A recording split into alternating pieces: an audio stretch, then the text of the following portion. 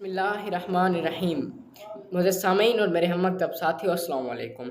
मुझे आज जिस मौजू पर लब कुशाई करने का मौका मिला है वो है 23 मार्च। मुझे सामीन, क्या आप जानते हैं 23 मार्च को क्या हुआ था? 23 मार्च को एक करारदाद मंजूर हुई जिसकी बुनियाद सिर्फ आज़ादी आज़ादी आज़ादी थी। मुझे सामीन, शहर लाहौर के बादशाही मस्जिद के साथ एक वसीओ अरीज़ मैदान में एक नहीं, हज़ारों नहीं, लाखों लोग जमा हुए। मुझे सामीन, उनकी बुनियाद क्या थी? वहाँ जमा होने का मकसद क्या था? आज़ादी आज़ादी और आज़ादी। मुझे सामीन, वहाँ पर आज़ादी के नारे बुलंद किए गए। मैं सलाम पेश करता हूँ अपने कायद की उस सोच को जिसने हमें एक आज़ादी दी, हमें एक अलग वतन दिया। मुझे सामीन, उन्हीं की कुर्बानियों की खातिर हम आज आज़ादी की हवाओं में सांस ले रहे हैं। मुझे सामीन, आज़ादी की बुनियाद क्या थी कि हर हिंदू अपने मंदिर में जा सकता है, हर ईसाई अपनी आज़ादी के साथ अपने चर्च में जा सकता है। मुझे सामीन, तवज्जो फरमाए, हर मुसलमान अपनी आज़ादी के साथ अपनी मस्जिद में जा सकता है।